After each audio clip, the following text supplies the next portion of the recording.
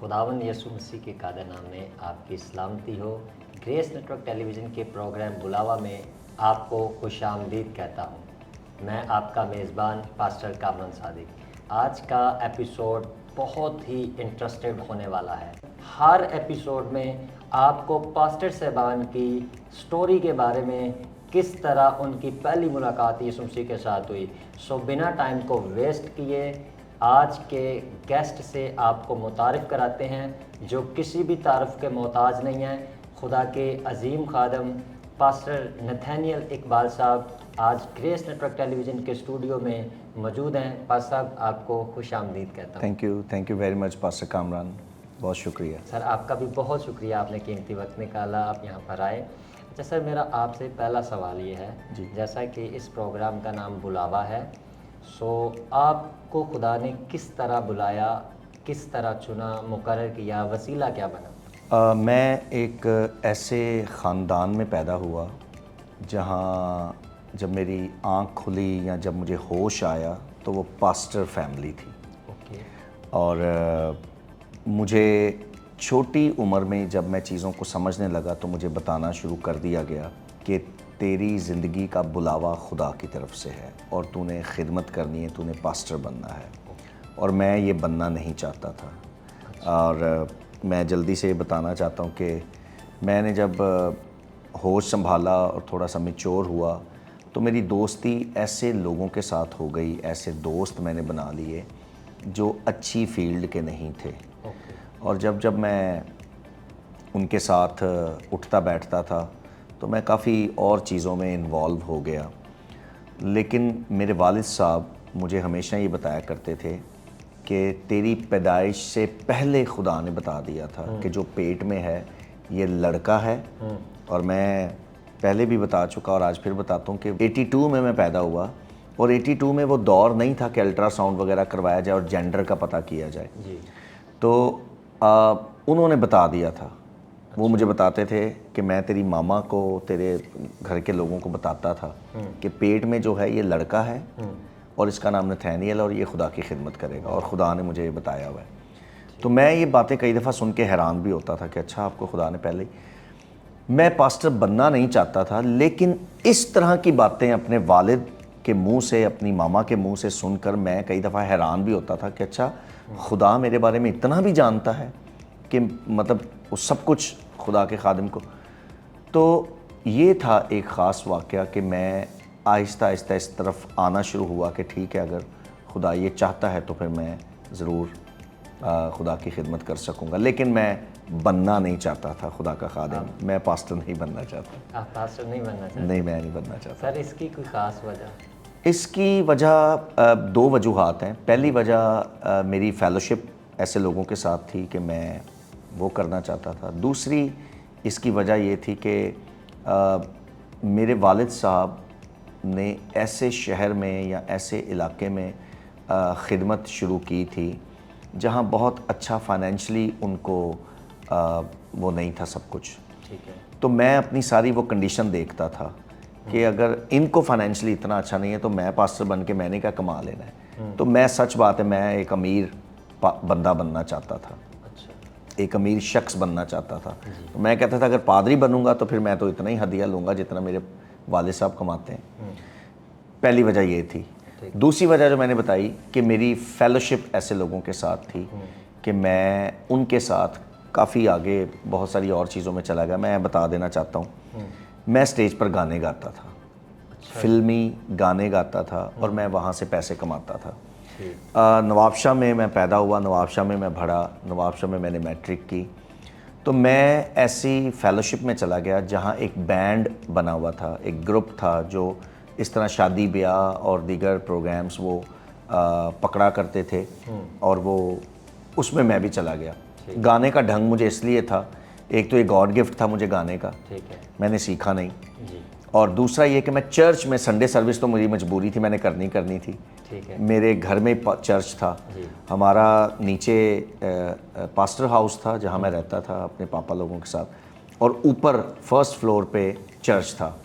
تو Sunday service تو مجھے ہر حال میں کرنی تھی، تو میں سنڈے سروس کرتا تھا۔ دیگر ہفتے میں مختلف علاقوں میں عبادت ہوتی تھی، تو میں چونکہ ڈھولک بھی بجاتا تھا اور پرستش بھی کرتا تھا، تو میرے والد جو ہے مجھے اپنے ساتھ لے کر جاتے تھے، تو گانے کا ڈھنگ تھا مجھے، ٹھیک ہے، یہ گفٹ مجھے خدا کی طرف، تو میں اس گروپ میں فلمی گانے گا کر جو ہے وہ پیسے کماتا تھا، اور میرا یہ شوق بھی تھا، اور میں جو ہے وہ گھر میں نے کبھی نہیں بتایا تھا کہ میں کیا کرتا ہوں، میرے گھر والوں کو نہیں پتہ تھا، لیکن کئی بار میرے والد صاحب نے ایسی باتیں کی میرے ساتھ کہ مجھے لگا کہ ان کو پتہ ہے، ان کو کہیں سے معلوم پڑ گیا ہے، یا ان کو خدا نے بتایا ہے یا کسی نے بتایا ہے، آئی ڈونٹ نو۔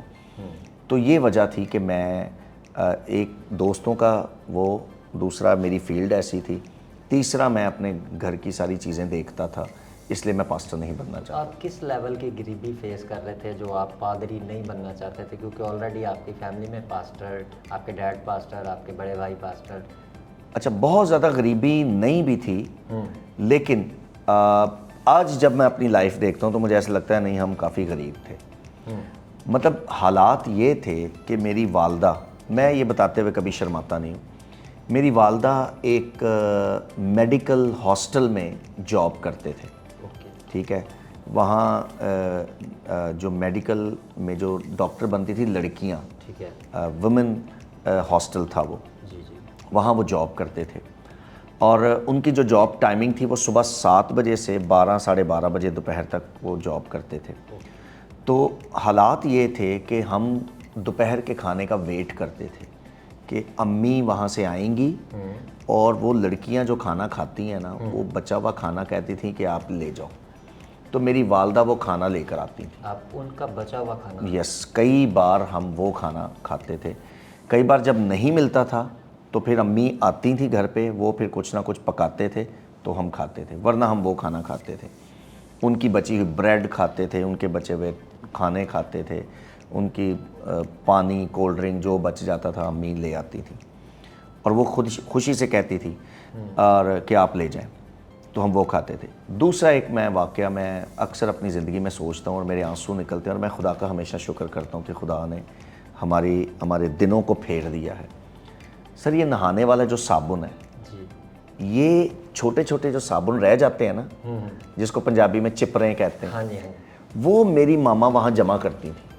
لڑکیوں کے واش روم سے پوچھنا، لڑکیوں نے نیا صابن رکھ دینا اور پرانا صابن کہنا یہ پھینک دو، تو امی وہ رکھ لیتی تھی، تو تھوڑے تھوڑے وہ صابن کر کے تو ایک صابن ہم بناتے تھے، تو وہ پھر ہم گھر میں یوز کرتے تھے۔ اچھا، وہ والے صابن بھی آپ نے؟ یس، ہم وہ صابن رنگ برنگے، کوئی نیلا ہے، کوئی پیلا ہے، کوئی بیچ میں گلابی ہے، کوئی سفید ہے، وہ سارے صابن ہم جوڑتے تھے، ایک صابن بنا کے ہم وہ نہاتے تھے۔ تو ایسے بھی حالات ہم نے دیکھے ہیں۔ ایک یہ بھی کہہ سکتے ہیں وجوہات میں سے ایک یہ بھی وجہ تھی کہ میں خدمت میں نہیں آنا چاہتا تھا۔ میں یہ نہیں کہتا کہ میرے پاپا نے ہمیں اچھا نہیں رکھا، میرے والد نے ہمیں اچھا نہیں رکھا، انہوں نے بہت اچھا رکھا۔ ایک وقت ایسا بھی آیا جب میں خدمت کے لیے تیار ہو گیا تھا کہ ہمارے گھر اتنا فروٹ آتا تھا کہ اس دور میں آس پڑوس میں اتنا فروٹ نہیں آتا تھا، تو وہ بڑی باتیں کرتے تھے کہ پادریاں دے گھر تے بڑا فروٹ آن لگ گیا ہے، کیونکہ نہیں آتا تھا نا، ہم تو کسی کے ٹکڑے کھا رہے تھے۔ تو ایک وقت وہ آ گیا کہ ہمارے گھر فروٹ اتنا آ گیا، تو آس پڑوس کے لوگوں نے کہا ان کے دن پھر گئے۔ تو اس میں بہت ساری وجوہات تھیں کہ میرے والد دعا کرتے تھے خداوند تو ہمیں دیکھ۔ میرے والد نے ایک واقعہ ہمیں بتایا تھا کہ جب وہ نواب شاہ میں آئے تھے نا خدمت کے لیے، جب خدا نے ان کو کہا کہ نواب شاہ میں خدمت کرنی ہے، تو انہوں نے کہا کہ ایک وقت ایسا آ گیا تھا کہ آٹا بھی ہمارا ختم ہو گیا تھا اور ہم بھوکے سوتے تھے۔ بھوکے سوتے تھے؟ یس، کچھ کھانے کو ہوتا ہی نہیں تھا، نہ ہدیہ ملتا تھا، نہ کچھ کھانے کو ہوتا تھا۔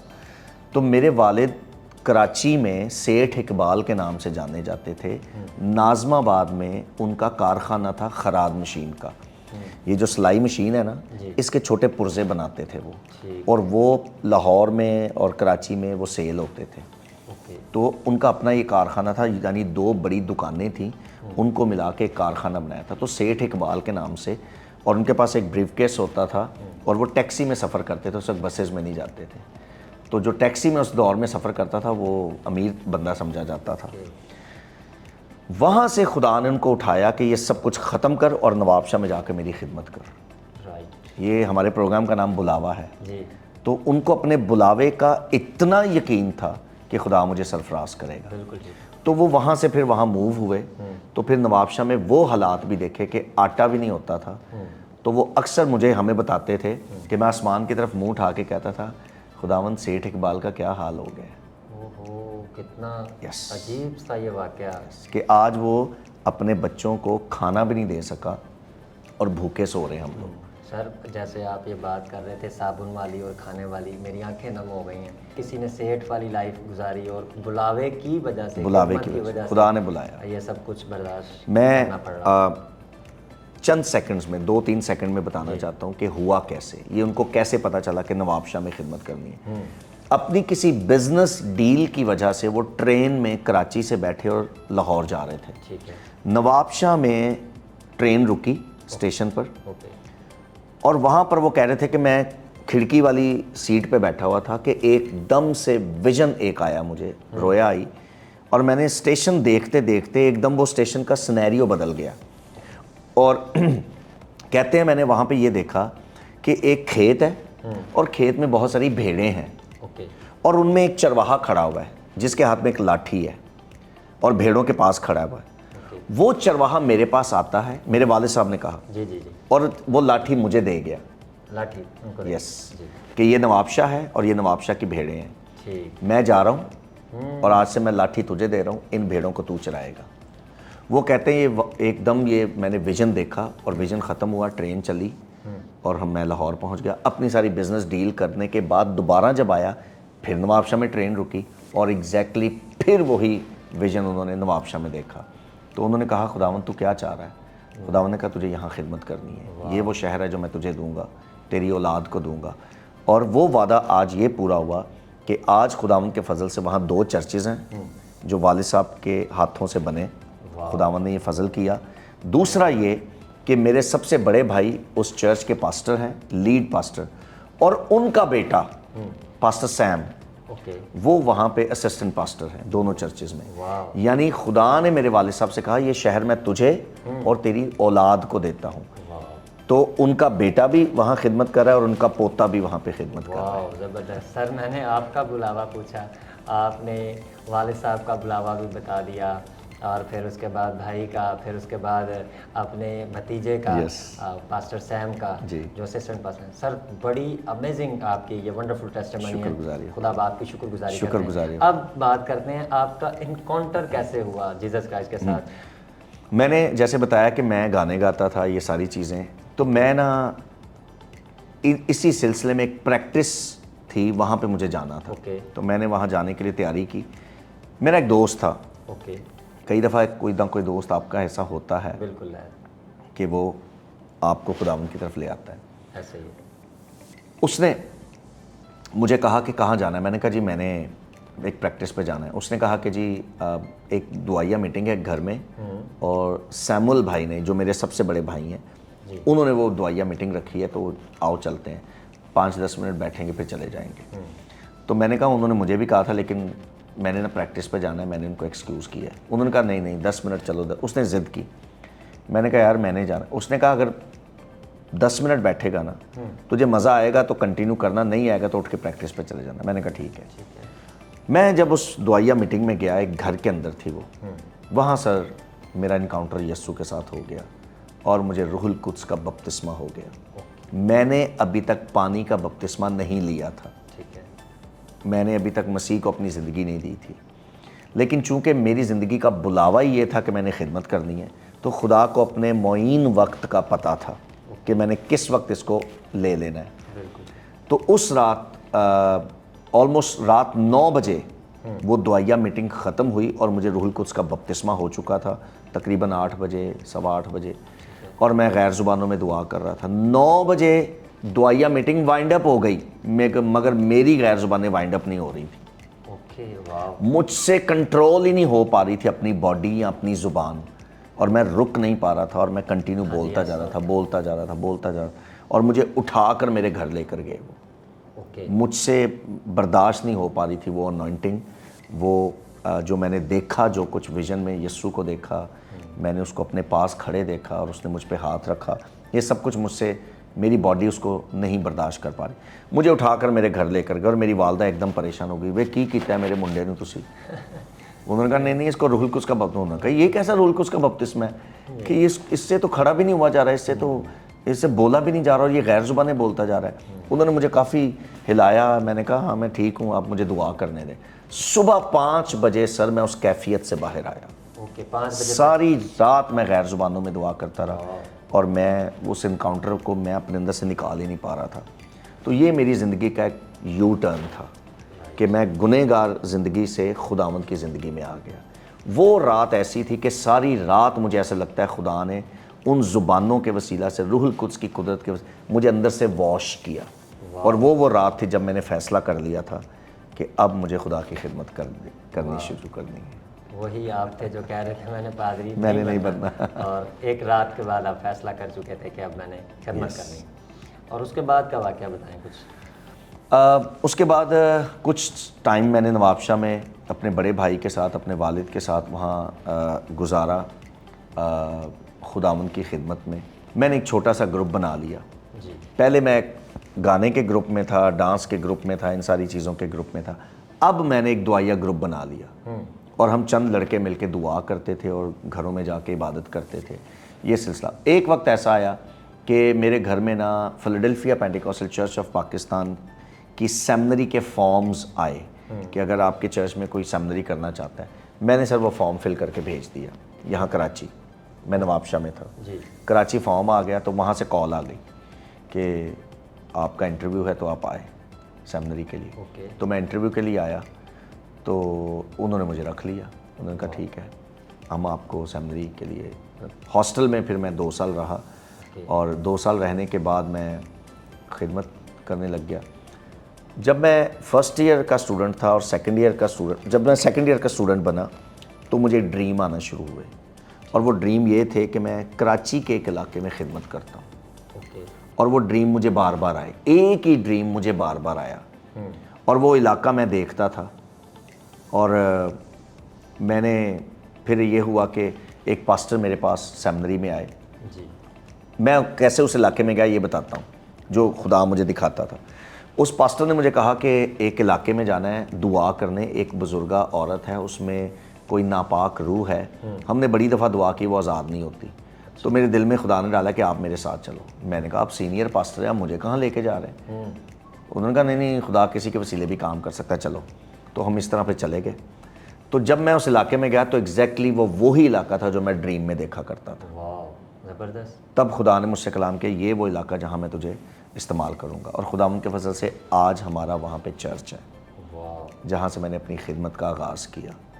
تو خدا کی شکر گزاری ہے. تو اس کو ہم کہہ سکتے ہیں کہ جب خدا کسی کو نام لے کر بلاتا ہے, چنتا ہے, تو پھر ڈریم ویژن ایسے دکھاتا بھی ہے اور پھر وہاں پر مقرر بھی کرتا ہے. جی بالکل. اور میں اس کے بارے میں اکثر ایسا کہتا ہوں اگر خدا نے چنا ہوگا تو پھر وہ اینڈ تک رہے گا انسان. جی بالکل بالکل, اگر خدا نے چنا ہے تو. اگر خدا نے چنا ہے. اور جو اپنی طرف سے آتے ہیں, ورڈ پنجابی کا ہے تھوڑا عجیب سا ہے کہ لوگ پھر شرلی کی طرح اٹھتے ہیں اور ایک دم جو ہے پھر گر جاتے ہیں, ایسے ہی جو خدا کی طرف سے نہیں ہوتے. تو یہ بڑی امیزنگ اور زبردست بات تھی آپ کی ٹیسٹمنی. اس کے بعد کا کوئی واقعہ سر؟ میں نے یہ واقعہ بڑا کم لوگوں کو بتایا لیکن میں آج اس پلیٹ فارم پہ بتانا چاہتا ہوں کہ جب میں خدمت میں آ گیا اس علاقے میں تو خدمت ہو رہی تھی اور اس علاقے میں ایک چرچ تھا جو وہ ہمیں نہیں دے رہے تھے. جی. کہ وہ عوامی چرچ تھا اور وہ کسی اور پاسٹر کو نہیں دینا چاہتے تھے. میں نے کافی دفعہ ریکویسٹ کی کہ چونکہ عوامی چرچ ہے تو پھر سب کا حق ہے, مجھے بھی 1-2 دن دے دو یہاں پہ. وہ نہیں دیتے تھے. تو ہوا یہ کہ اسی علاقے میں ہم نے ایک گھر کے اندر پھر عبادت کرنا شروع کر دی. وہ جگہ چھوٹی پڑ گئی تو پھر ہم نے مزید کوئی اور دوسرا گھر دیکھا, پھر اس کو رینٹ پہ لے لیا. وہ تھوڑا سا اس سے بڑا گھر تھا, پھر وہاں ہم عبادت کرتے رہے. اسی دوران مجھے کڈنیپ بھی کر لیا گیا. اچھا, آپ کڈنیپ بھی ہوئے؟ میں کڈنیپ کر لیا گیا اور مجھے جو لوگ کڈنیپ کر کے گئے تھے وہ مارتے ہوئے یہی کہتے تھے کہ کراچی چھوڑ دے اور جہاں سے تو آیا واپس وہاں چلا جا. اور یہ جو تو خدمت کر رہا ہے یہ بھی ختم کر, اور تو کراچی میں خدمت کر لیکن نواب شاہ واپس جا کے, کراچی میں تو خدمت نہیں کرے گا. تو پھر آپ کو کیسا فیل ہوا یہ سارا واقعہ دیکھ؟ میں 24 گھنٹے ان کے پاس رہا. 24 گھنٹے. اور جس جگہ وہ مجھے لے کر گئے وہ بڑی بھیانک جگہ تھی. وہاں پہ نیکڈ لوگ ننگے الٹے لٹکائے ہوئے تھے اور وہ سگریٹیں پی پی کے ان کے باڈی کے ساتھ بجھاتے تھے, اور پھر ان کو خنجر سے کٹ لگائے تھے. 1-2 لوگوں کو کٹ لگایا ہوا تھا, فون پہ کسی سے باتیں کرواتے.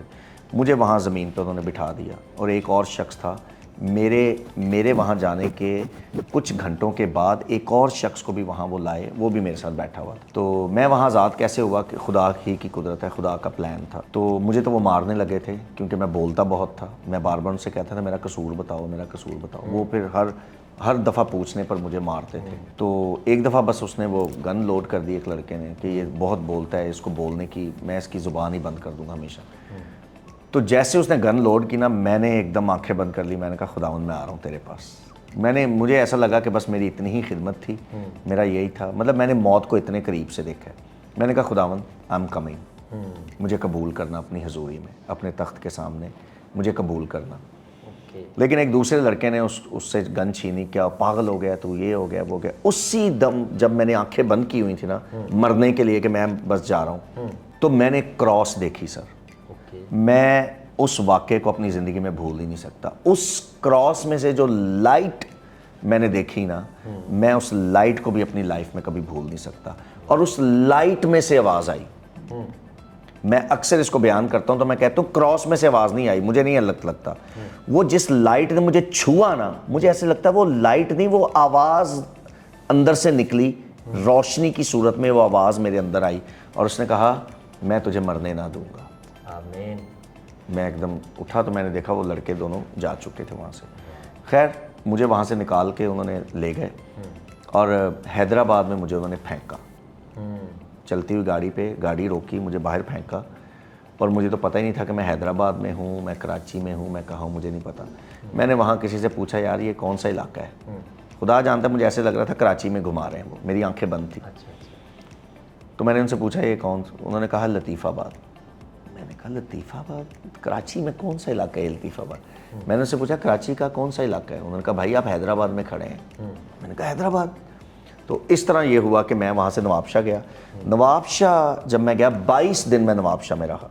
اسی دوران میں بھاگ گیا نا نوابشاہ, کراچی چھوڑ دیا میں نے اپنی طرف سے کہ مجھے نہیں رہنا, مجھے مار دیں گے.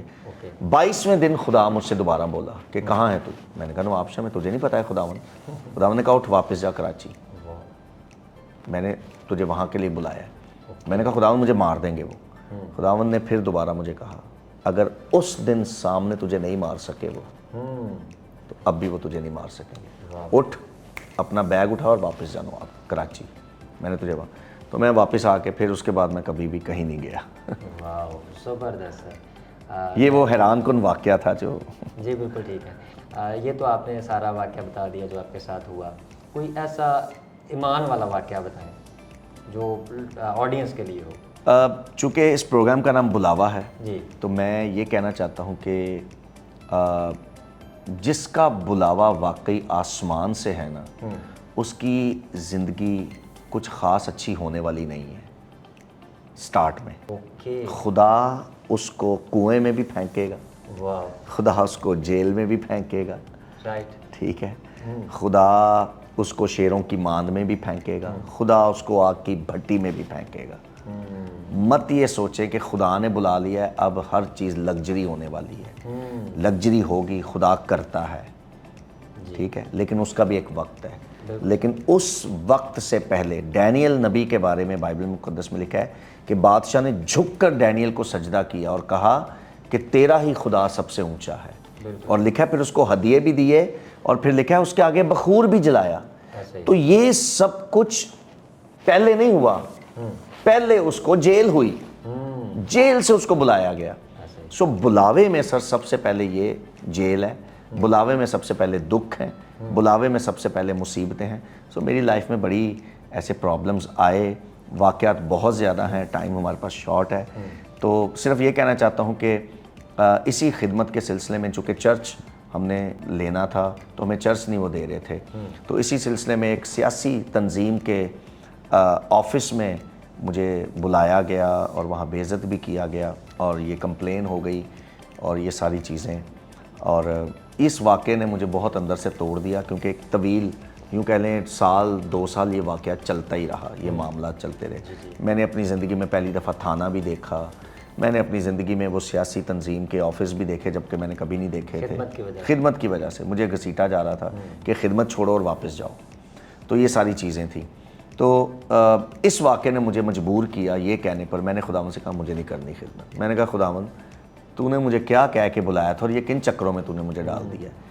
تب خدا نے مجھ سے کلام کیا کہ جیل ضروری ہے، کنواں ضروری ہے، بھائیوں کا دشمن ہونا ضروری ہے کہ وہ تیرا خون کریں، اور آگ میں جانا، شیروں کی مان میں جانا ضروری ہے تاکہ اس کے بعد میں تجھے سرفراز کروں۔ تو یہ وہ واقعات ہیں سر۔ بس صاحب میں نے ایمان کی بات پوچھی اور آپ نے اتنی گہری ایمان کی بات بتا دی کہ بلاوے میں یہ سب چیزیں ہوتی ہیں۔ اچھا اگر بلاوا نہ ہو، کوئی ویسے ہی خدمت کے لیے آ جائے تو اس کی کیا نشانی ہوتی ہے؟ اگر آپ آتے ہی ایک دم آپ کو جناب سب کچھ مل گیا ہے اور بڑی زبردست لائف ہو گئی ہے تو مجھے نہیں لگتا، کیونکہ خدا کا پیٹرن فرق ہے سر، صحیح کہہ رہے ہیں، ببلیکل پیٹرن فرق ہے۔ جو بلایا ہوا ہے وہ دکھوں میں جاتا ہے، ایک طویل عرصے کے لیے بھی جاتا ہے، اس کے بعد خدا سرفراز کرتا ہے۔ بالکل صحیح۔ مجھے ایسا لگتا ہے، یہ میری اپنی کنوکشن ہے، مجھے ایسا لگتا ہے کہ اگر آپ آتے ہی سرخ روح ہو گئے ہیں تو، کیونکہ ابراہم کو دیکھیں، اسحاق کو دیکھیں، ان سب کو بڑی بڑی مشکلات، ان کو وقت لگا ہے سر، سب کو کوئی بھی وہ شخص نہیں ہے جو آتے ہی ایک دم سے ہیرو بن گیا ہے۔ داؤد کو بھی تخت پر بیٹھنے سے پہلے بڑی بہت ساری مجبوریاں اور پریشانیاں اور سب کچھ دیکھنا پڑا ہے۔ تو بلاوے کی سب سے بڑی جو نشانی ہے نا، آسمانی بلاوے کی سب سے بڑی نشانی وہ یہ ہے کہ خداوند آپ کو آگ کی بھٹی میں پھینکتا ہے اور وہاں سے نکال کے کندھن بناتا ہے۔ ایسا ہی، ٹھیک ہے، آگ میں جانا، دکھوں میں جانا، مصیبتوں میں جانا ضروری ہے۔ خدا کا بیٹا خود بھی جب زمین پر آیا تو اس کو ایک دم سے آتے وہ نام نہیں مل گیا۔ پولوس اپنے خط میں کہتا ہے ان سارے دکھوں کے بعد پھر باپ نے بھی اس کو وہ نام بخشا جو سب ناموں میں اعلیٰ ہے۔ تو خدا کا شروع سے پیٹرن ہی یہ رہا ہے، بلائے ہوئے کی سب سے بڑی نشانی یہ ہے سر۔ بالکل ٹھیک ہے۔ جیسا سر آپ نے یہ سارا واقعہ ٹائم ٹو ٹائم بتایا ہے، تو آپ کے نزدیک کامیابی کا راز کیا ہے؟ Short answer. کامیابی کا راز خدا کے ساتھ جڑے رہنا، وفادار رہنا، اپنی کال کے ساتھ وفادار رہنا، دیانتدار رہنا، یہ سب سے بڑی کامیابی۔ ٹھیک ہے، یہ تو ایک پاسٹر کے لیے بھی بات ہے اور عام لوگوں کے لیے بات ہے۔ صرف کلیسیا کے لیے برکت کا راز کیا ہے؟ ایک جملے میں آنسر۔ کلیسیا کے لیے برکت کا راز یہ ہے خدا اور خدا کے خادم کے ساتھ وفادار رہیں۔ اور سر ایک بڑی ضروری بات، جو اسٹرگل والی لائف ہوتی ہے، جو فیلئر والی لائف ہوتی ہے، اس سے آپ نے کچھ سبق سیکھا یا آڈینس کے لیے آپ کوئی سبق کی بات کہنا چاہتے ہو، نصیحت کی؟ میں یہ سمجھتا ہوں پادری صاحب، جی، فیلئر آپ کو خدا کے قریب لے کر جاتے ہیں، اوکے، ایسا ہے، آپ کو خدا دکھا دیتے ہیں۔ رائٹ۔ اگر صدرک میثق ابد نجو آگ میں نہ جاتے وہ کبھی چوتھے کو دیکھ ہی نہیں سکتے تھے۔ رائٹ، بالکل ٹھیک ہے۔ جب تک وہ آگ سے باہر تھے چوتھا کبھی دیکھا ہی نہیں تھا انہوں نے۔ ایسا ہی، نمبر 1۔ نمبر 2، اگر آپ آگ میں گئے آپ خود بھی خدا دیکھیں گے اور آپ بادشاہ کو بھی خدا دکھا سکیں گے۔ بالکل، اس نے بھی کہا یہ چوتھا کون ہے؟ زندگی چونے بھی کدی چوتھا نہیں سی ویکھیا، اس نے بھی پہلی بار ہی چوتھا دیکھا کہ یہ کون ہے جس کی صورت اللہ زادہ کی سی ہے۔ آپ کی پرابلمز، آپ کے ہرڈلز آپ کو بھی خدا دکھا دیں گے اور آپ کے دشمنوں کو بھی خدا دکھا دیں گے۔ واہ، زبردست بات ہے سر۔ آپ کی ٹیسٹمنی سن کے بہت خوشی ہو رہی ہے، میں شکر گزار ہوں آپ کا، آپ نے قیمتی وقت نکالا۔ Thank you بھائی صاحب۔ لیکن یہاں پر ٹائم بالکل ختم ہو چکا ہے، لیکن میرا دل کر رہا ہے کہ آپ سے اور سوال کروں، لیکن خدا ہمیں موقع دے گا تو کسی دوسرے ایپیسوڈ میں ہم ضرور جو ہے جو باتیں ہماری رہ گئی ہیں اس میں ہم ضرور ڈسکشن کریں گے۔ تو ناظرین، یقیناً آپ نے اس ایپیسوڈ سے بہت زیادہ برکت پائی ہے اور میرا ایمان ہے اس سے آپ کی لائف میں خدا ایک بڑا جلال ظاہر کرے گا، معجزہ بھی ہو سکتا ہے آپ کے لیے اور آپ کی لائف بھی اسی طرح چینج ہو سکتی ہے۔ اسی طرح میں آپ کو بتانا چاہتا ہوں، گریس نیٹ ورک کے اس پروگرام بلاوا میں آپ جانتے ہیں کہ ہم مختلف پاسٹر صاحبان کو جو ہے انوائٹ کرتے ہیں اور ان کی ٹیسٹمنی آپ تک لے کر آتے ہیں۔ سو بہت جلد ایک نئے ایپیسوڈ میں ایک نئے مہمان کے ساتھ ملاقات ہوگی. تب تک اپنا بہت خیال رکھیں. خداوند آپ سب کو بڑی برکت دے. God bless you all.